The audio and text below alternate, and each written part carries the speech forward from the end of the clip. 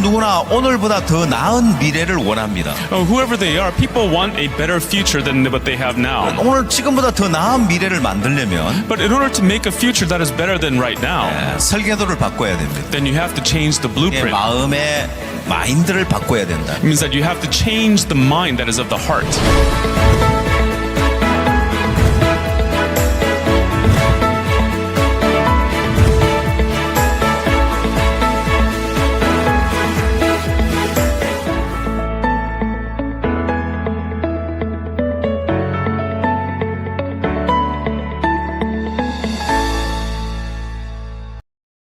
여러분 안녕하십니까? सभी को नमस्ते। CLF에 오신 여러분들을 환영합니다. CLF की तरफ से हम आप सबका स्वागत करते हैं। 예, 지금은 마인드 교육 시간입니다. अभी माइंड एजुकेशन का समय है।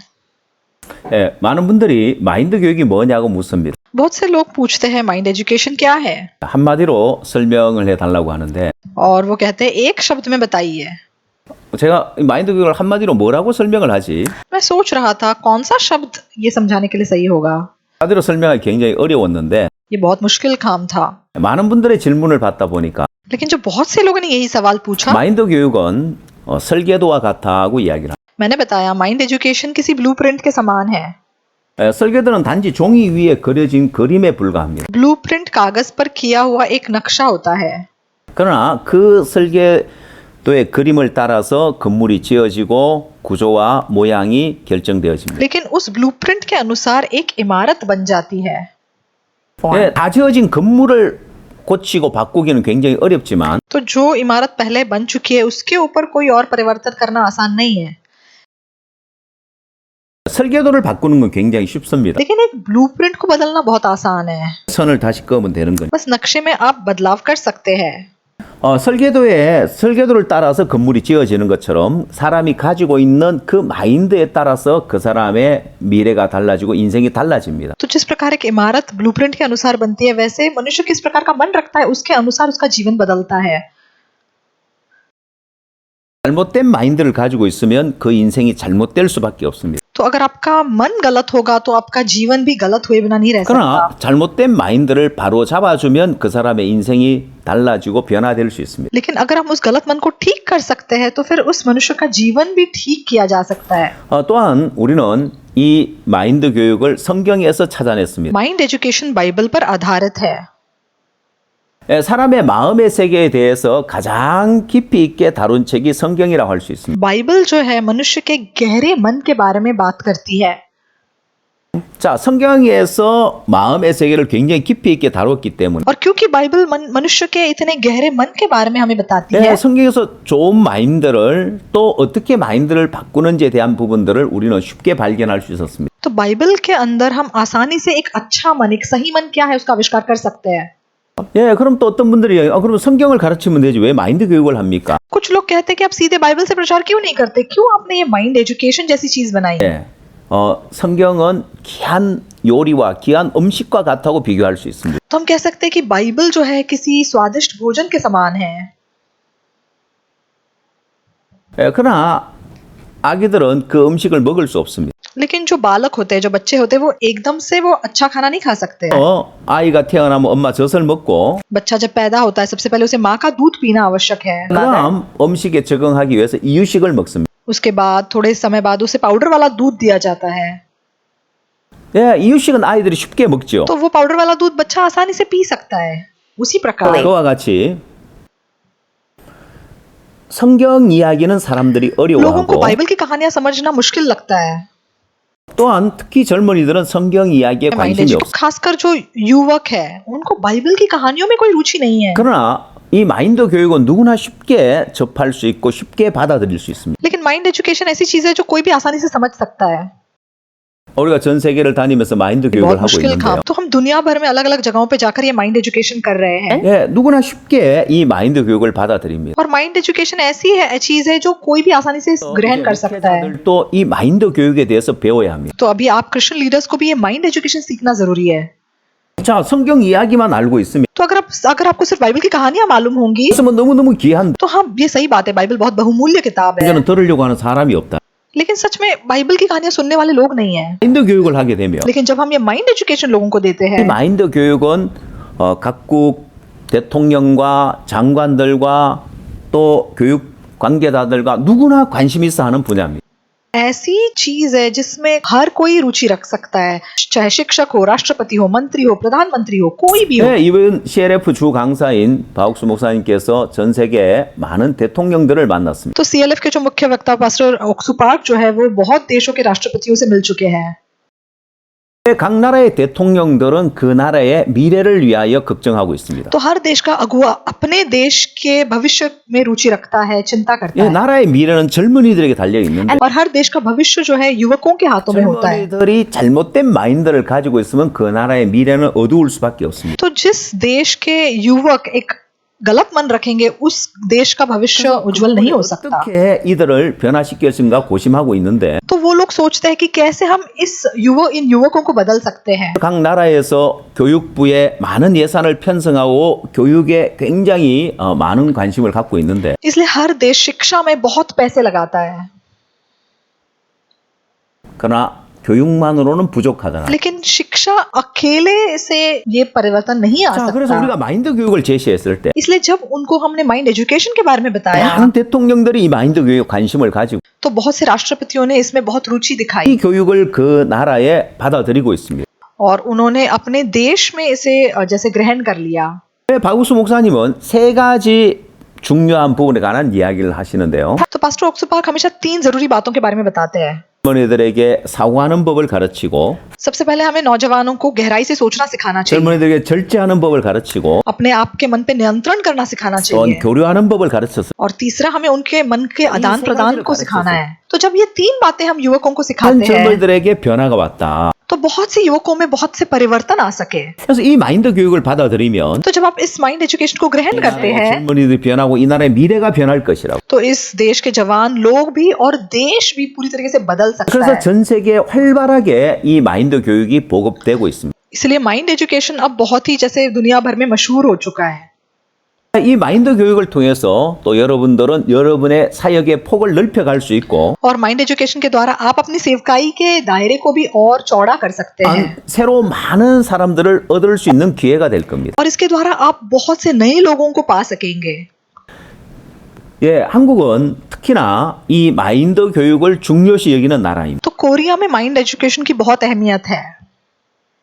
한국은 작은 나라이고 कोरिया असल में एक बहुत छोटा देश है 또 아무런 지하 자원이 없습니다. और हमारे पास कोई भी प्राकृतिक संसाधन नहीं है, 또한 추운 겨울이 있어서 और कोरिया की ठंड बहुत ही 농사를 지을 अत्यधिक 수도 होती है, यहाँ तक कि हम खेती भी नहीं कर 그래서 सकते ठंड 옛날에는 में। 한국이 가난할 때는 많은 사람들이 굶어 죽고 배고픔을 인하여 고통했습니다. तो बहुत साल पहले जब कोरिया बहुत गरीब था बहुत लोग भूखे मर गए। 한국이 할 수 있는 일은 무엇이었느냐? तो फिर कोरिया ने ऐसा क्या किया? 한국이 단지 할 수 있는 건 휴먼 리소스를 개발하는 것밖에 없었어요. तो कोरिया अपने मानव संसाधन को विकसित किए बिना नहीं रह सका, 자, 그렇게 휴먼 리소스를 개발함으로 인하여서 और इस मानव संसाधन को का विकास करने के 한국이 द्वारा 이렇게 발전했다고 할 수 있는데 हम कह सकते हैं कोरिया की अभी की जो उन्नति है वो सिर्फ उसकी 지금도 वजह से है। 한국은 이런 인성 마인드 교육을 굉장히 중요하게 여기고 있습니다. तो इसीलिए आज भी माइंड एजुकेशन का कोरिया में बहुत ज्यादा महत्व है। 여러분들에게 강의할 부분은 마음의 상처와 사회 문제에 대해서 강연을 하고자 합니다. आज मैं आपको मन के घाव और सामाजिक समस्याओं के बारे में बताऊंगा। 자, 학습 목표, 학습 내용 이런 이제 파트가 있는데 तो मैंने यहाँ पे इस कोर्स के उद्देश्य और विषय सूची 왜 लिखी 이렇게 हुई है। 나눠놨냐면 तो मैंने इस प्रकार इसे क्यों लिखा है? 여러분들에게 학습 목표와 학습 내용을 알려주고 시험을 보기 위한 건 아니고요. तो ऐसा नहीं कि हम आपकी कोई परीक्षा लेने वाले हैं। 현재 한국에서는 이 마인드 교육을 대학에서 교양 과목으로 채택을 해서 학생들이 수업을 받고 있습니다. तो असल में कॉलेज में कोरिया में माइंड एजुकेशन आर्ट्स का एक विषय है। 예, 제가 학생들에게 강의하기 위해서 이런 폼을 만들어 놓은 겁니다. तो मैंने कॉलेज के बच्चों को सिखाने के लिए ये सिलेबस बनाया था। 예, 학생들은 이 수업을 듣고 또한 시험도 보고 학점도 얻을 수 있습니다. तो फिर वो ये विषय चुन सकते हैं, इसकी पढ़ाई कर सकते हैं, इसकी परीक्षा लेकर के। 이 마인드 강연 과목에 학생들이 굉장히 관심 있는 과목이 되어 있고 인기 있는 과목이 되었습니다. उनको इसके नंबर भी मिलते हैं।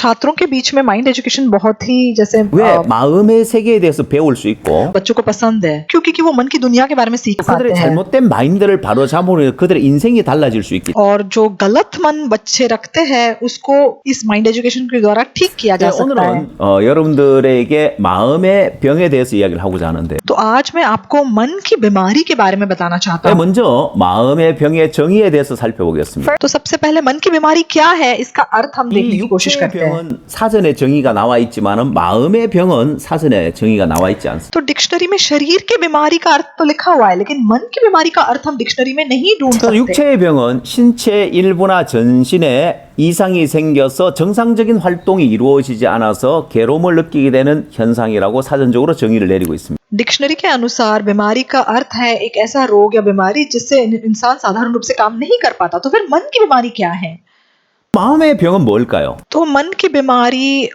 마음에 이상이 생겨서 정상적인 사고와 교류가 이루어지지 않아서 괴로움을 느끼게 되는 현상이라고 저희가 정의를 내렸습니다. वो परिस्थिति है जिसमें मनुष्य का मन ऐसी अनियमितता का सामना करता है जिससे कि वो ठीक तरीके से सोच नहीं पाता या लोगों के साथ सही रूप से व्यवहार नहीं कर 우리의 पाता 목적은 마음의 병을 치료하는 것이고 तो मन के घावों को ठीक करना हमारा असली उद्देश्य है 네, 마음의 병을 치료해서 그 사람을 행복한 삶을 살 수 있도록 만들어주는 거예요. और लोगों के मन की बीमारी को ठीक करना हमारा लक्ष्य है ताकि उनका जीवन खुशहाल हो सके 그러니까 육체의 병에도 발생되는 원인이 있는데 마음의 병에도 원인이 있습니다. तो जिस प्रकार शरीर की बीमारियों के भी स्पष्ट कारण होते हैं वैसे मन की बीमारी का भी एक स्पष्ट कारण होता है 자, 그 병은 육체의 병이든 마음의 병이든 그 병의 원인이 표면적인 원인이 있고 근본적인 원인이 있습니다. तो चाहे बीमारी शरीर की हो या मन की हो दोनों के ही कारण है बाहरी रूप से कुछ दिखाई देने वाले कारण है और कुछ मूल कारण है 근본적인 원인을 알아야 됩니다. लेकिन मन की बीमारी ठीक करने के लिए हमें जो मूल कारण है उसको देखना जरूरी है 그래서 우리는 근본적인 원인을 살펴볼 거고요. तो आइए हम उस मूल कारण को देखते हैं 그뿐만 아니라 사람들이 접근하지 못하는 가장 근본적인 원인까지 들어가서 마음의 병의 문제를 해결할 겁니다. तो ना केवल मूल कारण लेकिन बिल्कुल उस कारण का जो जड़ है वो कारण भी हमें देखना जरूरी है 사람들은 살아가면서 누구나 마음의 상처를 받아온 경험이 있을 겁니다. तो जीवन में हर इंसान जो है अपने मन में कभी ना कभी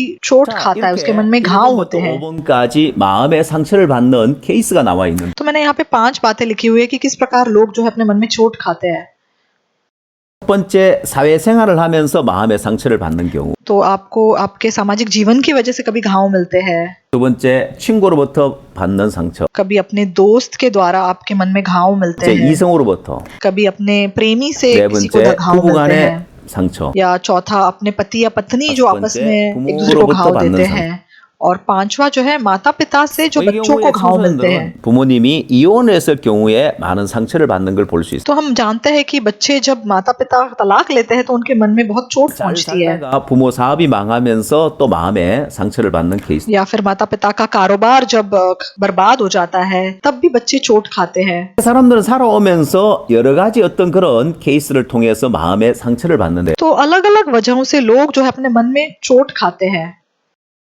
스스로 한번 체크를 해보시고 तो मैं चाहता हूँ आप भी अपने आप का मन जांच करें 1번부터 5번까지 여러분 마음에 어떤 상처를 받은 경험이 있는지 तो यहाँ 1 से 5 तक जो लिखे हुए हैं आपको क्या लगता है आपने किस प्रकार मन में चोट खाई थी 저는 해외 여러 나라를 다니면서 마인드 강연을 하고 있는데요. तो मैं दुनिया भर में जाके ये माइंड लेक्चर देता हूँ 예, 정부 초청으로 마인드 교육을 초청을 받아서 마인드 교육을 하고 있습니다. तो अलग अलग देशों के सरकार जो है मुझे बुलाते हैं इस प्रकार का माइंड लेक्चर देने के लिए 고위 관계자들을 교육하기도 하고 तो मैं काफी जगह पे जाके जो सरकारी उच्च अधिकारी होते हैं उनके बीच में भी ये माइंड लेक्चर्स देता हूँ 마인드 강연을 하기도 और फिर जो शिक्षा मंत्रालय से भी मुझे काफी बार निमंत्रण मिलता है 제가 그들 교육을 할 때 질문하는 부분이 하나 있습니다. तो अक्सर मैं दर्शकों को ये सवाल पूछता हूँ 바로 이 1번부터 5번까지 케이스를 보여주고 어떤 마음의 상처를 받은 것이 있느냐고 묻습니다. तो ये 5 बातें मैं उनको दिखाता हूँ और कहता हूँ कि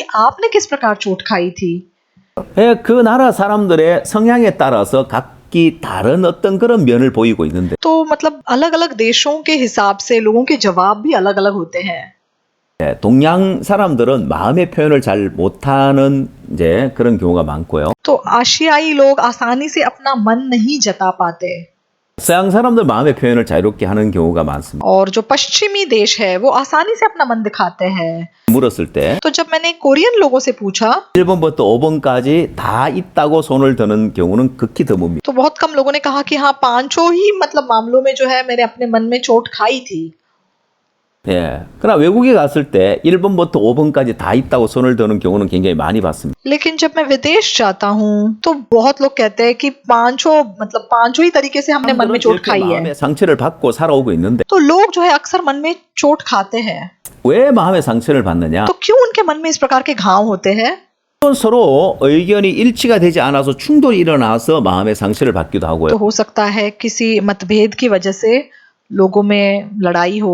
자, 이런 경우는 수평적인 관계에서 잘 일어날 수 있고 तो अक्सर मतलब एक समान सोचने वाले लोगों के बीच में भी ये होता है। 예, 타인으로부터 거절당하나 무시당하는 경우 तो कभी कभी हम लोगों से तुच्छ माने जाते हैं, ठुकराए जाते हैं। 자, 이건 직장에서 상하 간에 있어서 일어날 수 있는 부분. और ये अक्सर सीनियर्स और जूनियर्स के बीच में होता है। 예. 그다음 타인으로부터 비난을 받거나 배신을 당했어요. और कभी कभी हम दूसरों से धोखा खा लेते हैं या दगा खा लेते हैं। 자, 이렇게 마음의 상처를 받는 원인들은 여러 가지가 있는데 तो बहुत से ऐसे वजह है जिसकी वजह से हमारा मन को चोट लगती है। 일상생활을 하다 보면 लेकिन जब अपना जीवन जीते हैं 마음의 상처까지는 아니라도 마음이 상하는 경우는 자주 있습니다. तो चाहे इसकी वजह से घाव नहीं बनती हमारे मन में, लेकिन बहुत बार मतलब हम मन में चोट बहुत आसानी से खा लेते 어떤 हैं। 사람의 말이나 행동이 우리의 마음을 상하게 만드는데요. तो किसी की बातें भी हमारे मन को चोट पहुंचा सकती है। 예, 누군가가 내 마음을 상했을 때 여러분 어떤 반응을 합니까? और जब कोई आपको चोट पहुंचाता है तो आपकी प्रतिक्रिया क्या होती है? 누군가가 내 마음을 상하게 하면 मान लो किसी ने अगर मेरे मन को चोट 그 पहुंचाई 사람을 향해 원망하거나 불평하게 됩니다. तो फिर हम उस पे इल्जाम लगाते हैं, उसके प्रति शिकायत करते 그 사람 हैं। 뭔데 나한테 이렇게 말을 함부로 하는 거야? मुझे ऐसे कहने वाला ये कौन है?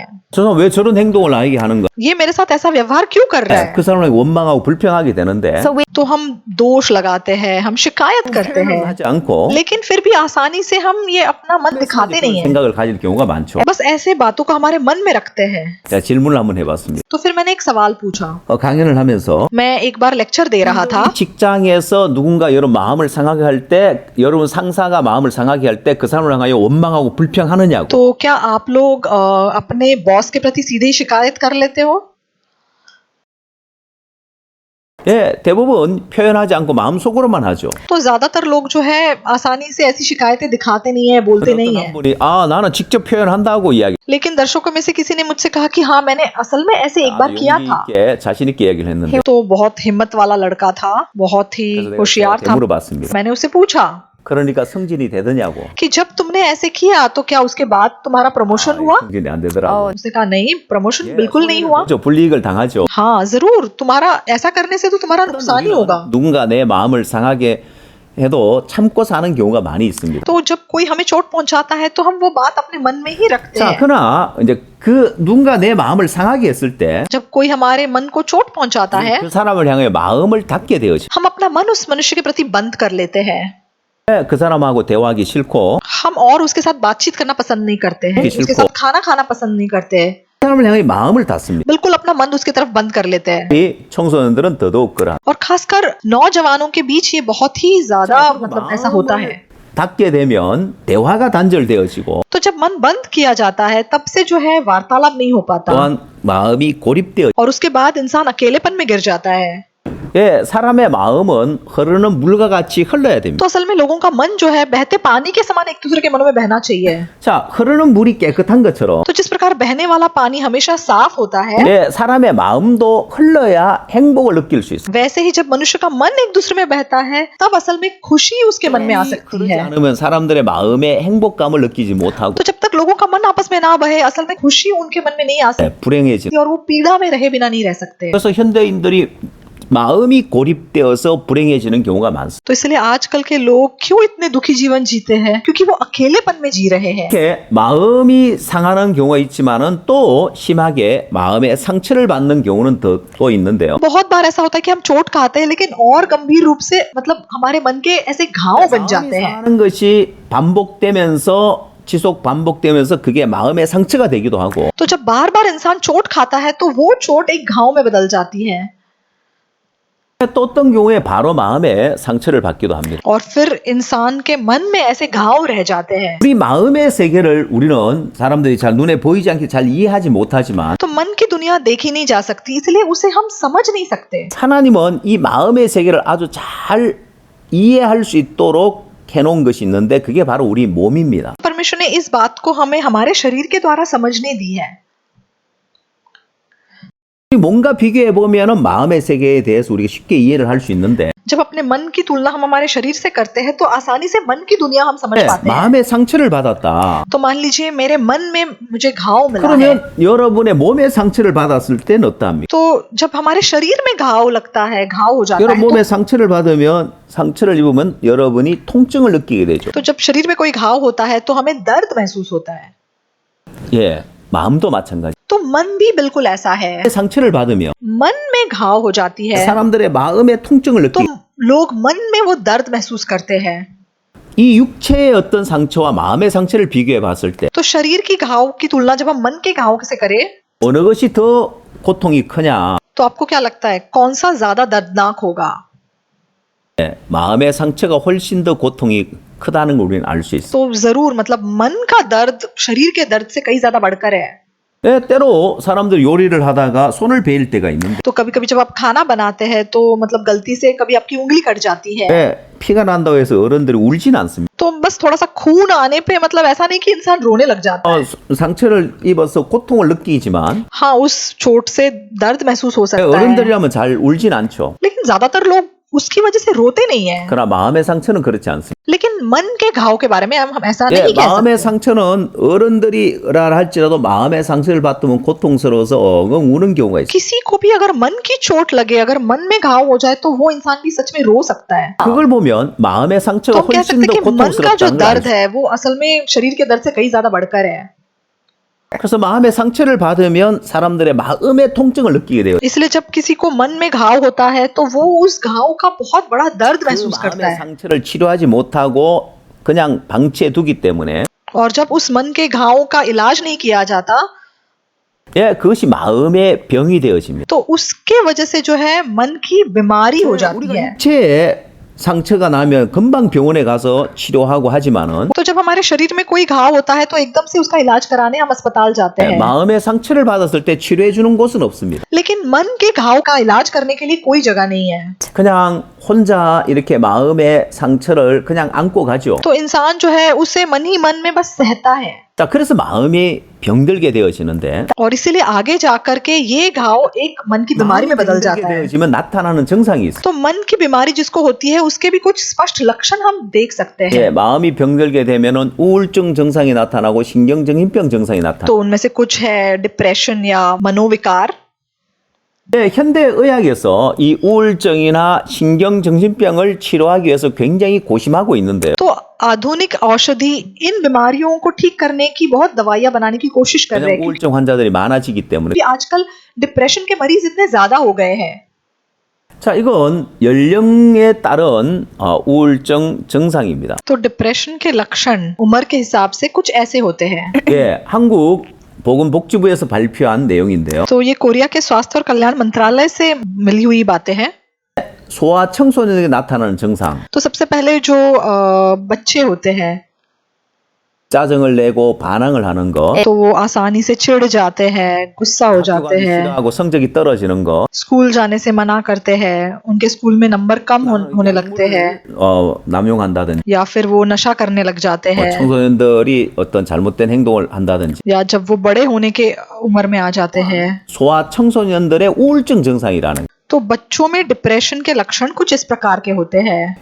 자, 여러분도 한번 체크를 해보시죠. तो आप अपने आप को जांच के देखिए। 중년의 나이가 되면은 나타나는 증상이 우울증 증상이 मध्यायु में जो डिप्रेशन के लक्षण है वो कुछ इस 건강에 प्रकार 대한 है। 염려증, लोग अपनी सेहत की चिंता करने लग जाते हैं, 나도 혹시 암 걸리는 거 아니야? क्या मुझे भी कैंसर हो जाएगा? 안 걸리면 어떡하지? अगर मुझे कैंसर हो जाएगा तो क्या 건강에 होगा? 대한 염려증, तो अपनी सेहत की चिंता करना 죄책감이나 의심을 하는 거, या फिर विवेक में चुभन महसूस करना, शक करना या बिल्कुल आशाहीन महसूस करना 뭐 건망증을 느끼는 거. या फिर आसानी से बातों को भूल 대부분 जाना। 사람 내가 나이가 들어서 건망증이 생기는 같다고 생각하겠지만 तो लोग सोचते हैं कि अच्छा मेरी उम्र बढ़ रही है इसलिए शायद मैं आसानी से बातों को भूल रहा हूँ। 건망증이 심한 경우에 우울증 증상을 한번 의심해 봐야 된다. लेकिन जिसको डिप्रेशन होता है ऐसे मरीज भी मतलब आसानी से बातें भूल जाते हैं। 인들에게 나타나는 우울증 증상들. और फिर बुढ़ापे में भी डिप्रेशन के लक्षण असल में हम देख सकते हैं। 나이가 들면 잠이 줄어든다고 하는데 이 불면 증상도 노인들에게 나타나는 우울증 증상 중에 하나라고 합니다. और बुढ़ापे में जो है रात को नींद ना आना भी डिप्रेशन का एक लक्षण है। 모호한 신체 증상들. और कुछ शारीरिक लक्षण भी है। 병원에 가면 이상이 없다고 하는데 본인은 고통을 느끼. तो ये बहुत ही अस्पष्ट होते हैं क्योंकि कभी कभी लोग अस्पताल जाते हैं लेकिन अस्पताल कहता है कि आपको कुछ नहीं हुआ है, लेकिन मनुष्य जो है 우울증 증상 중에 하나라고 하는데 चिंता महसूस करता है। 불안감을 느끼는 것도 마찬가지. 자, 중요한 것은 लेकिन जरूरी बात क्या है? 소아 청소년부터 노인까지 모든 연령층에 우울증 증상이 있다는 것. जरूरी बात यह है कि डिप्रेशन जो है बच्चों से लेके बूढ़ों तक पाया जाता है। 자, 우울증은 왜 나타난다고 했습니까? तो ये डिप्रेशन कैसे आया? 마음이 병들었기 때문에 나타나는 증상 중에 하나라고 했어요. तो ये भी मन की बीमारी का एक लक्षण है। 예, 그만큼 현대인들은 마음이 병들어 있다는. तो आजकल के लोग इतना ज्यादा मतलब मन की बीमारी को रखे हुए हैं। 자, 그럼 현대의학에서 이 우울증과 신경정신병을 어떻게 치료하느냐? तो फिर आधुनिक औषधि इसका इलाज कैसे 제가 करती है? 한국의 한 유명한 신경정신과 박사님을 찾아간 적이 있습니다. तो एक बार मैं एक साइकोलॉजिस्ट से मतलब एक मनोचिकित्सक से मिला था। 예, 현대의학에서 어떻게 우울증을 치료하고 신경정신병을 치료하는지 알고 싶었어요. तो मैंने उनको पूछा कि कैसे ये आधुनिक दवाइयाँ इन 예, बीमारियों का 그분을 इलाज 만났을 때 करती है। 그분 첫 마디가 무엇을 이야기했냐? तो सबसे पहले इस डॉक्टर ने मुझसे क्या कहा? 자, 이 우울증 신경정신 치료하는 데 있어서 약물 치료와 심리 치료, 상담 치료가 있는데 तो डिप्रेशन और मनोविचार के लिए या तो दवाइयाँ दी जाती है या फिर मनोचिकित्सा दी जाती 첫 है। 마디가 상담 치료 효과 없습니다.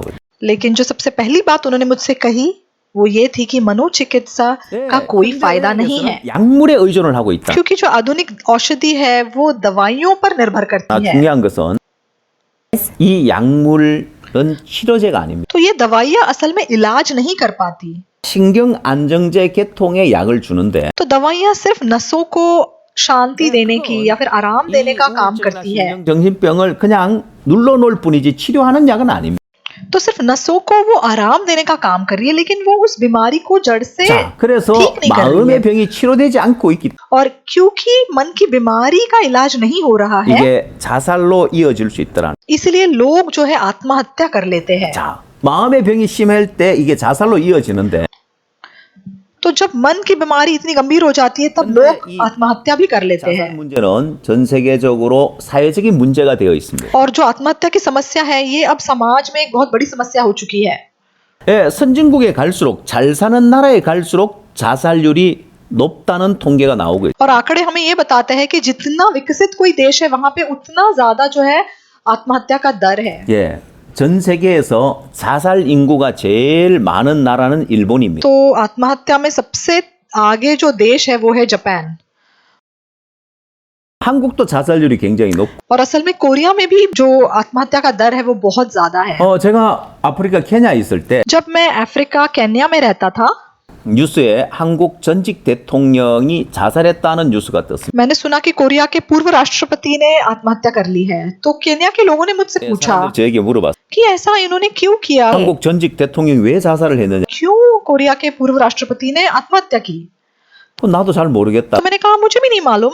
하고 반문을 했습니다. तो फिर मैंने उन लोगों से एक सवाल पूछा। 나라 사람들도 종종 자살을 하느냐고 물어. मैंने कहा क्या आपके देश के लोग भी आत्महत्या करते हैं? 제가 생각할 때는 तो मैं सोच रहा था 아, 예, 종종 사람들 자살합니다. कि वो जवाब देंगे कि हाँ कुछ लोग 이런 대답이 तो 나올 줄 알았습니다. आत्महत्या करते हैं।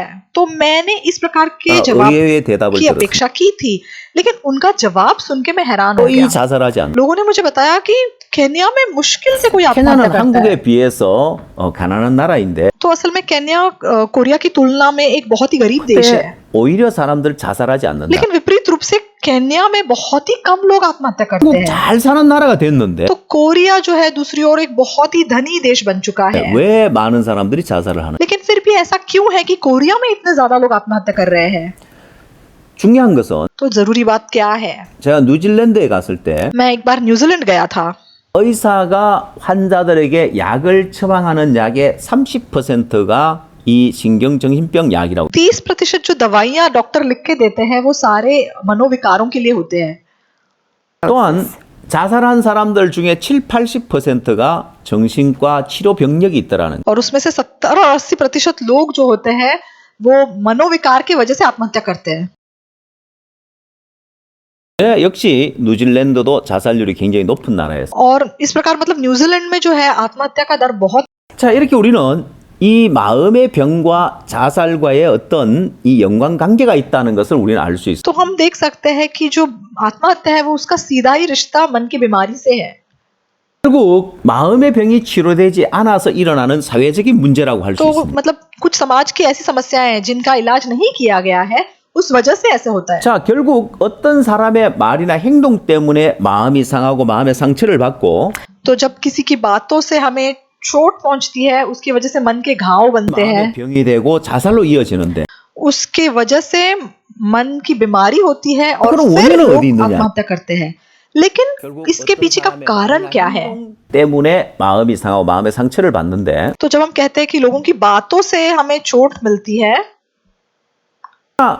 이것은 표면적인 원인에 불과하다는. लेकिन असल में ये सिर्फ एक बाहरी रूप से दिखाई देने वाला कारण है। 그러나 표면적인 원인을 가지고는 이 문제를 해결할 수가 없습니다. और सिर्फ बाहरी कारण जानने से असल में हम इसको ठीक नहीं कर सकते। 마음의 상처받는 부분도 해결할 수 없고 हम मन की घावों को ठीक नहीं कर 또 सकते 마음의 병도 해결할 수 없고 और हम मन की बीमारियों का भी इलाज नहीं कर सकते 문제도 해결할 수 없습니다. और फिर आत्महत्या का भी हम इलाज असल में इसके द्वारा नहीं कर सकते। 마음이 병들기 때문에 결국은 많은 사회적인 문제가 일어난다는 걸 알 수 और हम जानते हैं कि मन की बीमारियों की वजह से समाज में भी बहुत समस्याएं आती है। 여러분 눈에 보일지 모르지만 मैं नहीं जानता कि आप अपनी आंखों से ये देख पा रहे हैं या नहीं, 분들이 이 도표를 보면 लेकिन अगर आप इस 사회적인 문제 어떤 문제가 있습니다. चित्र को देखेंगे 자살 문제는 도표에 나와 있는 것처럼 사회적인 문제인 게 보여지죠. तो फिर समाज में किस प्रकार की समस्याएं हैं? 마음이 병들어 있는 것. 네, 이것이 현대인들에게 많은 우울증과 신경정신병을 불러오고요. इसकी वजह से लोग डिप्रेस हो जाते हैं, इसकी वजह से मनोविकार हो जाते हैं और फिर मन के घाव। 사실 이 마음의 상처가 많은 사람들의 어떤 그 가정의 이혼을 불러옵니다. तो मन के घावों की वजह से परिवारों में तलाक होते हैं।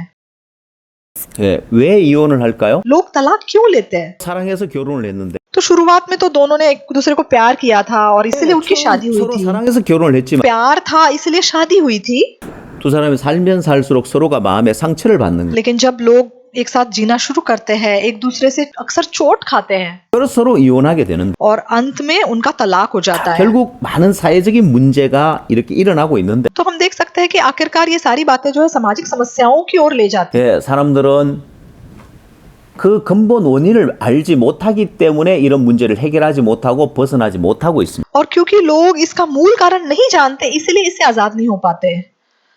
그렇다면 근본 원인은 어디에 있을까? तो अगर ऐसा है तो फिर मूल कारण असल में क्या है? 근본 원인을 알아야 마음의 문제가 해결되고 तो हमें मन की समस्याओं को सुलझाने के लिए उस मौलिक कारण को ढूंढना 마음의 जरूरी है। 문제가 해결되어야 사회적인 문제도 해결될 수 있습니다. तो जब हम मन की समस्याओं को सुलझाएंगे तब समाज की समस्याएं भी सुलझ जाएंगी। 신경정신과에서 상담 치료를 할 때 तो जब लोग मनोचिकित्सा लेते हैं 상담 기법 가운데 और जब वो मतलब उनके काउंसलिंग सेशन के बीच में होते हैं 왜 이렇게 마음이 병들었는가? तो फिर इस इंसान के मन में ऐसी बीमारी क्यों है? 이런 우울증이나 신경정신병이 왜 왔는가? तो क्यों इस मनुष्य को डिप्रेशन है? 상담을 통해서 क्यों इसको मनोविकार है? 어려서 부모님부터 학대를 받았다. तो हो सकता है माता पिता ने इसके साथ ठीक व्यवहार नहीं किया, 또 아니면 뭐 연인 사이에 큰 마음에 헤어지면 상처를 받았다든지. या हो सकता है अपने उसके साथी ने उसे छोड़ दिया, उस वजह से उसके मन में एक बहुत बड़ी चोट लग गई। 그 원인을 밝혀내지만 결국 그건 표면적인 원인에 불과합니다. तो ऐसे कारण हम देख तो सकते हैं, लेकिन असल में ये सारे बाहरी रूप से दिखाई देने वाले कारण हैं।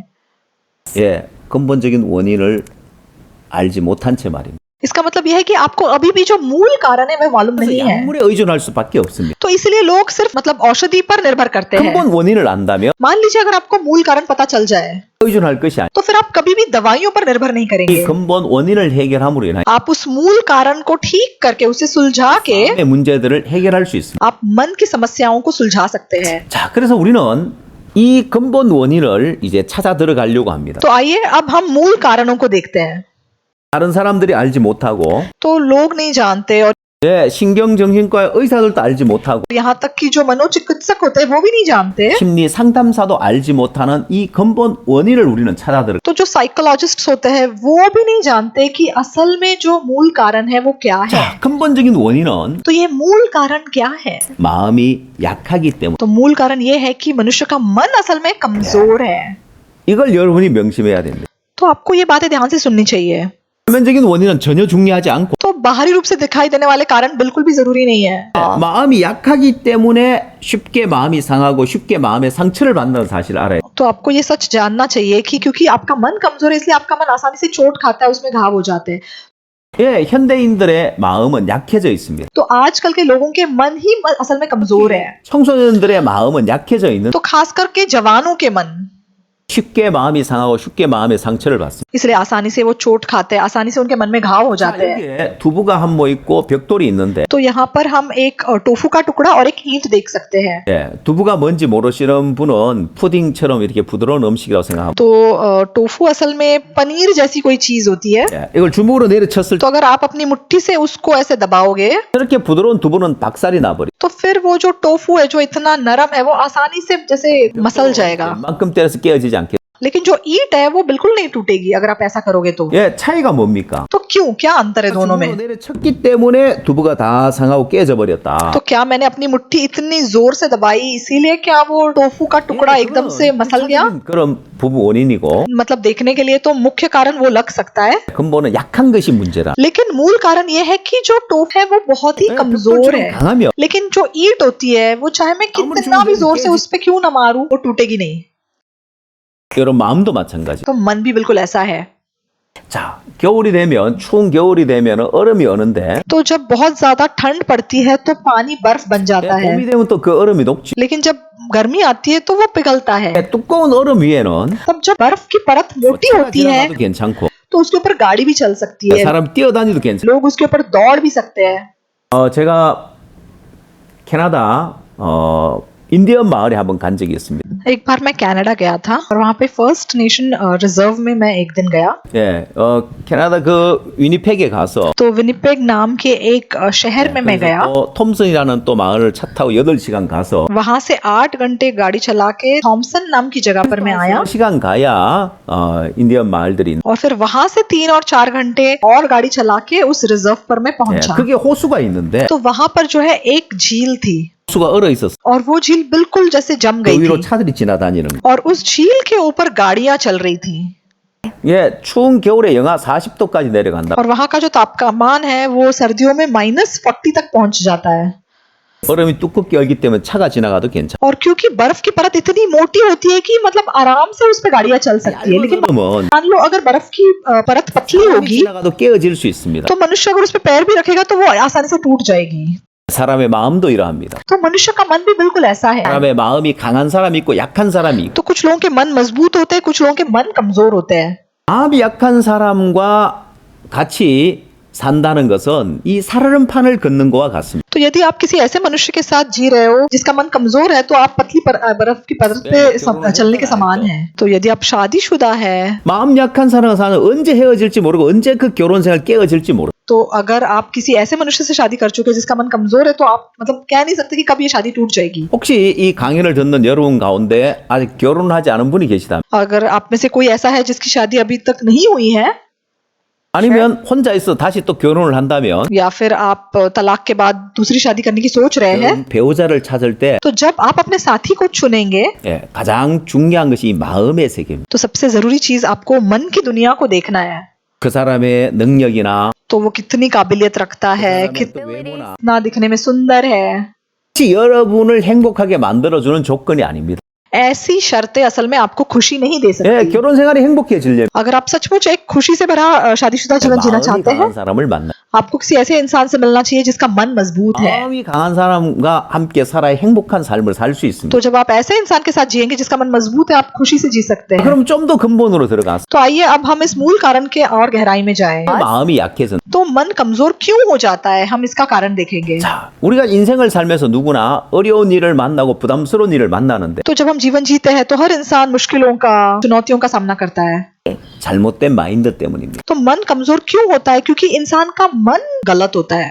어려움을 피하고 부담을 피하는 마인드를 갖고 있기 때문에 तो क्योंकि हमारे पास ऐसा मन है जो बोझ से बचने की कोशिश करता है, 어려움을 피하고 부담을 피했기 때문에 마음이 약해져 버리. और क्योंकि हमने बोझ से बचने की कोशिश की है, इसलिए मन असल में कमजोर हो गया है। 자, 요즘 오늘날 청소년들은 마음이 약해져 있는데요. तो आजकल के जो नौजवान हैं उनके मन कमजोर होते हैं। 왜냐하면 क्यों? 부모님들이 자식을 사랑해서 자기 자식이 어려움 없이 살아가도록 모든 뒷바라지를 다 해주기 때문에 그렇습니다. क्योंकि माता पिता बच्चों को इतना प्यार करते हैं कि अपना पूरा जीवन उनकी सेवा में समर्पित करते हैं। 예, 특히 한국은 더더욱 그러합니다. और खासकर कोरिया के जो माता पिता है, 한국 예전에 굉장히 가난했었기 때문에 तो पुराने जमाने में जब कोरिया बहुत गरीब था, 부모들 마음에는 내 자식만큼은 고생시키지 말아야 되겠다. तो माता पिता के मन में ऐसा मन था कि बच्चों को उस मुश्किल से नहीं गुजरना चाहिए जिससे कि हम गुजरे 아마 हैं। 전 세계 어느 나라보다도 한국의 부모들이 자식을 위해서 뒷바라지를 잘 해줄 거예요. तो मुझे लगता है दुनिया के किसी माता पिता से ज्यादा कोरिया के जो माता पिता है वो अपने बच्चों के प्रति कुछ ज्यादा ही मतलब समर्पित है। 대부분 나라는 성인이 되면은 자기 생활 모든 걸 자기가 알아서 해야 되고 모든 걸 자기가 책임져야 하는데 तो दूसरे देशों में जब बच्चे 20-21 साल के हो जाते हैं, वो स्वतंत्र हो जाते हैं, अपने जीवन की जिम्मेदारी ले लेते हैं। 한국의 부모들은 그렇지 않습니다. लेकिन कोरिया के माता पिता ऐसे नहीं हैं। 한국은 대학을 졸업할 때까지 모든 뒷바라지를 다 해주고 तो बच्चों की कॉलेज तक की पढ़ाई भी मतलब माता पिता जिम्मेदारी लेते हैं। 또한 직장을 잡아서 돈을 벌어도 और मान लो बच्चे नौकरी पकड़ ले और फिर पैसे कमाने लग 결혼할 जाए, 때 그 대부분 비용을 부모들이 다 대주는 경우가 많아요. तो मतलब कोरिया में ऐसे बहुत माता पिता है जो बच्चों की शादी तक भी पूरी जिम्मेदारी खुद उठाते हैं। 예, 새로 살 집도 부모님이 장만해 주는 경우가 많아요. और कई बार ऐसा भी होता है कि मतलब शादी के बाद भी जो घर होता है शादीशुदा जोड़े के लिए, वो भी मतलब ये माता पिता खरीद के दे देते हैं। 자식을 끔찍하게 사랑하고 자식을 위해 모든 걸 다 뒷바라지를 해주고 있어요. तो सचमुच कोरिया के माता पिता का जो प्यार है अपने बच्चों के प्रति वो बहुत महान है।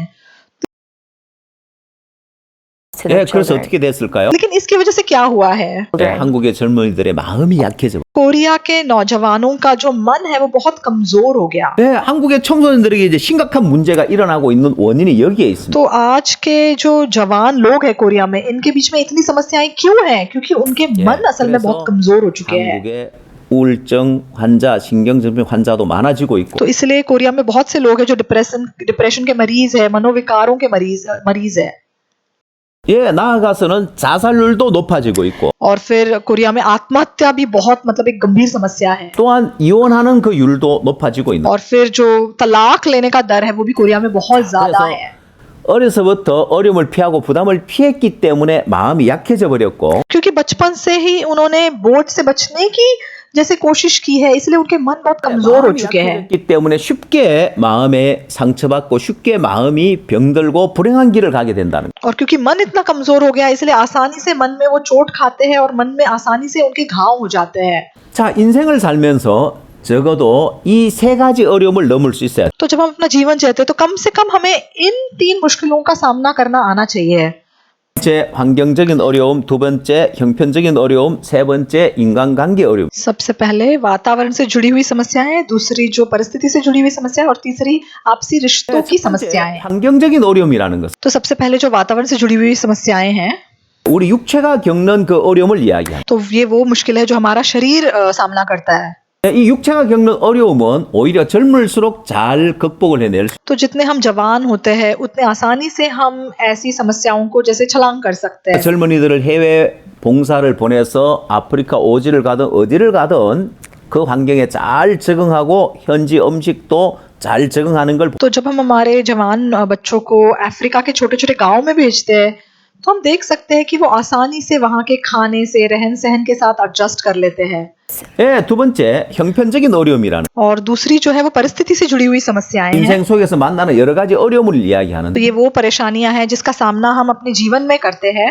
예, 나이가 많은 사람은 인생 속에 이런 어려움 저런 어려움 별별 어려움을 다 겪어봤습니다. तो जो लोग बुजुर्ग हो जाते हैं बहुत सी मुश्किलों का सामना करते हुए वो गुजरे हैं. 내가 전에 이보다 더한 어려움도 만나봤는데 하면서 잘 극복을 하. तो क्योंकि उन्होंने मतलब अपने जीवन में उससे भी बड़ी समस्याओं का सामना किया है, उसको छलांग किया है, इसलिए आसानी से मुश्किलों का सामना कर पाते हैं. 잘 극복하지 못하는 경우가 많아. लेकिन जो जवान लोग हैं वो आसानी से इनका सामना नहीं कर 자, 그러나 पाते. 중요한 건 이제 세 번째 어려움인데 लेकिन सबसे जरूरी जो 인간관계에서 오는 어려움입니다. है वो आपसी रिश्तों की समस्याएं हैं. 예, 인생을 살면서 사람과 사람 사이 일어나는 많은 문제가 있고 갈등이 있는데 तो जब हम अपना जीवन जीते हैं तो बहुत सी समस्याएं आती हैं जो आपसी रिश्तों से शुरू होती है. 나이가 많은 사람이나 젊은 사람이나 현대인들이 가장 넘기 어려운 문제가 바로 인간관계에서 오는 어려움이라고 할 수 있어요. तो आप जवान हो या बूढ़े हो, ये एक ऐसी समस्या है जो आधुनिक समाज में हर इंसान लाइक इसका सामना करता है. 상처를 받을까 싶어서 깊이 사귐을 갖지를 तो 못합니다. आजकल के लोग मतलब वो चोट खाना पसंद नहीं करते, इसलिए वो किसी के साथ गहरे मन का रिश्ता बनाते ही नहीं है. 예, 사람들은 서로 마음을 교류하고 마음이 흐르고 마음을 나눌 때 행복한데 마음의 사귐을 갖지 못하기 때문에 행복을 누리지 못하는 겁니다. तो असल में हम खुशी तब महसूस करते हैं जब हम मन का आदान प्रदान करें, लेकिन आजकल के समाज में लोग मन का रिश्ता बनाते 자, नहीं हैं. 그래서 사람들의 마인드의 변화가 필요한 겁니다. इसीलिए लोगों के मन को पहले बदलना होगा. 자, 근본 원인에 가서 तो अगर हम उस मूल कारण की ओर जाएं, 약하게 만드는 것이 어려움을 피하고 부담을 피하는 잘못된 마인드라고 했는데 तो मैंने आपको बताया कि मन कमजोर क्यों हो जाता है, क्योंकि हम मुश्किलों का बोझ का सामना करने से बचते हैं इसलिए. लेकिन अगर हम उस मन को बदल दे, 예, 어려움을 피하고 부담을 피하는 마인드에서 어려움을 넘고 부담을 넘을 마인드로 마인드를 바꿔주면 तो बोझ से बचने वाले मन को बदल के हम ऐसा मन बनाएं जो चुनौती लेने को तैयार हो, 인생이 달라지고 फिर उस इंसान का जीवन भी बदल सकता है. 달라질 수 있는 거예요. उसके मन के साथ साथ. 자, 어려움을 만나고 부담스러운 일을 만났을 때 और जब आप किसी मुश्किल या बोझ का सामना करें, 그걸 넘을 마인드를 가진 사람은 तो जिस मनुष्य के मन में उस बोझ को छलांग करने का मन है, 부담을 넘으면서 강한 마인드를 얻을 수 있어요. तो जब वो उस मुश्किल का सामना करते हैं, इसको छलांग करते हैं, तो फिर उनका मन उसकी वजह से मजबूत हो जाता है. 요즘 여러분들이 사용하는 스마트폰을 예를 들면 तो आजकल के जो स्मार्टफोन्स है जिसका आप इस्तेमाल करते हैं, 예, 옛날에 모바일 폰의 액정은 플라스틱으로 돼 있었어요. तो पहले जो मोबाइल फोन आते थे उनके जो स्क्रीन होते थे वो प्लास्टिक के बने होते थे. 지금 여러분이 사용하는 스마트폰 액정은 특별한 유리로 돼 있습니다. लेकिन आजकल जो फोन आप इस्तेमाल कर रहे हो उनका जो स्क्रीन है वो अलग है. 옛날 모바일 폰 액정은 플라스틱으로 돼 있어서 스크래치가 잘 생겼습니다. पहले फोन जो बनते थे उनके स्क्रीन प्लास्टिक के थे, इसलिए वो आसानी से टूट जाते थे. 스마트폰 액정은 이제 코닝사에서 만들어낸 고릴라 글래스를 사용하는데요. लेकिन आजकल के स्मार्टफोन्स जो है वो टेम्पर्ड गोरिल्ला ग्लास का इस्तेमाल करते हैं. 예, 이건 이 유리를 특수한 이온에 넣어서 유리 표면을 아주 강하게 만들어 스크래치가 생기지 않게 만드는. तो ये जो टेम्पर्ड गोरिल्ला ग्लास है ये एक आयन ट्रीटमेंट से गुजर के आता है, इसलिए वो बहुत मजबूत हो जाता है. 자, 그래서 마음도 마찬가지. तो वैसे ही मन भी ऐसा ही है. 마음도 강해지면 अगर आपका मन मजबूत हो जाएगा 마음의 상처를 잘 받지 않습니다. तो फिर आप आसानी से चोट नहीं खाओगे 네, 그래서 여러분이 행복한 삶을 살 수 있는 겁니다. और तब आप एक बहुत ही खुशी से भरा हुआ जीवन जी 이렇게 सकोगे. 마인드만 바꿔줘도 तो सिर्फ मन का परिवर्तन 여러분 करके 인생에 많은 변화가 올 수 있습니다. असल में आपके जीवन में बहुत से परिवर्तन आ 어려움을 피하고 सकते हैं. 부담을 피하는 마인드를 갖고 사느냐? तो क्या आप मुश्किलों का और बोझ का सामना करने वाले मन से जी रहे हो? 마음이 약해져서 मान लीजिए आपका मन कमजोर है, 쉽게 상하고 쉽게 상처를 받게 돼 있고 आपके मन में आसानी से चोट खाते हैं, आपके मन में आसानी से घाव हो जाते हैं. लेकिन अगर आप इस मन को बदल दें 넘고 부담을 넘으면 और जब आप मुश्किलों को और बोझों को छलांग करोगे 마인드를 얻게 되어지고 तब जो है आपके पास भी एक मजबूत मन आ सकेगा और जब आपका मन मजबूत हो जाएगा 어려움을 만나 잘 극복하면서 행복한 삶을 살 수 있는 거. तो चाहे आप कोई भी समस्या का सामना क्यों ना करें आप उसे छलांग करके खुशी का अनुभव कर सकते हैं। 여러분 살펴본 마음의 병의 표면적인 원인과 근본적인 원인을 이 도표로 보시면 तो जब हम इस चित्र को देखते हैं तो पहले लेक्चर में हमने जो है वो मूल कारण और बाहरी रूप से दिखाई देने वाले कारणों को देखा। 행동이 사람의 마음을 상하게 하고 किसी की बातें हमारे मन में चोट देती है 그것이 마음에 상처를 주게 되고 और उसके बाद उस वजह से हमारे मन में घाव बन 그 जाते हैं 상처를 치료하지 못해 마음의 병이 되어지고 और जब उस घाव का इलाज नहीं हो पाता तब वो एक मन की बीमारी में बदल जाता है 자살로 이어진다고. और उसके बाद आगे जाके ऐसा मनुष्य आत्महत्या कर लेता है। लेकिन अगर आप उस मूल कारण की ओर लौट के आओगे 마음이 약하기 때문에 쉽게 마음이 상하고 쉽게 마음에 상처를 받는 것이고 तो हम देख सकते हैं कि असल में क्योंकि मन कमजोर है इसीलिए मनुष्य आसानी से चोट खाता है, उसके मन में घाव हो जाता है। और इसका मन कमजोर क्यों हुआ है? 고통과 부담을 피하는 잘못된 마인드 때문이다. क्योंकि उसके पास एक ऐसा गलत मन था जो मुश्किल से बचने की कोशिश कर रहा था। 바꿔줘도 तो यदि आपका मन बदल जाए 강한 마음을 얻어서 तो आप एक मजबूत मन पा सकते हैं 상처받지 않고 행복한 삶을 살 수 있고 ताकि आप मन में और चोट ना खाए और एक खुशी से भरा जीवन जी सके, एक आशीषित जीवन जी सके। 우리는 तो आज 근본적인 원인에서 더 가장 근본적인 원인을 살펴봐야 जो है हमें उस मूल कारण से भी उस मूल कारण के जड़ की ओर जाना है।